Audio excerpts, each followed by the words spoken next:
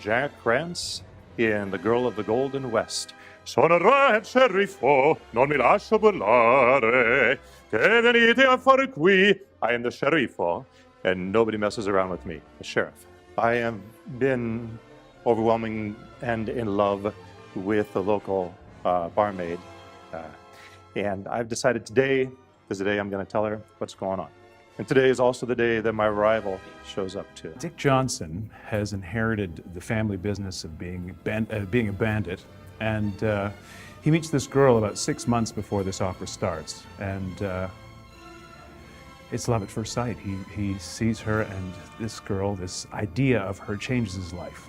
And time passes, and then he comes into the polka, which is the saloon, and he sees her again. And he's about to rob the polka, but he sees her again and realizes, oh my God, I can't rob the polka. I love this girl. She has a very special relationship with the sheriff, Jack Rance, but also ends up having a very special relationship with a straniero, a stranger who comes into town, who I've formally met.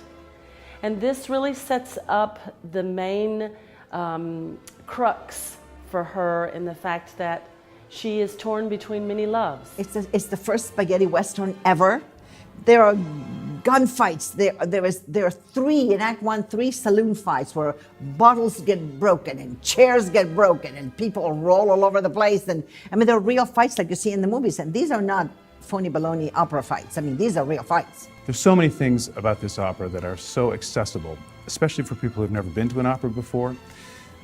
First thing, it's an opera set in the Old West. You've got gunslingers, you've got a bar, you've got love, you've got a dog. The music is so beautiful in this. Weirdly, it will seem very familiar to you. I won't tell you why. Puccini wrote this opera in 1910. For the Metropolitan Opera, it was produced in 10-11 and then went to Europe and kind of didn't travel much in the States. We then fast forward about 15, 20 years to the beginnings of the golden age of Hollywood as they're starting to make these westerns, and they're importing by the shipload composers, particularly from Eastern Europe, to come and write for Hollywood studios. Well, these composers had no idea what the American West sounds like, so in fact what they did was use Puccini's score as inspiration. So there's a lot of echoes of those great Western film scores in Puccini's score, but it's the chicken before the egg, as it were. That was Puccini that inspired those composers to write that way, and it kind of defined the sound that we have of what a Western should sound like. So I think when audiences come, not only will they find the piece immediately accessible, and it's so emotionally wonderful and present, but they'll also hear things that just put them right in the right frame of mind to understand where they are. You will definitely understand the situation and the people that are in this particular opera. They'll feel like they're home to you. So I challenge everybody to come and see this. Yeah, there will not be one dead moment on the stage.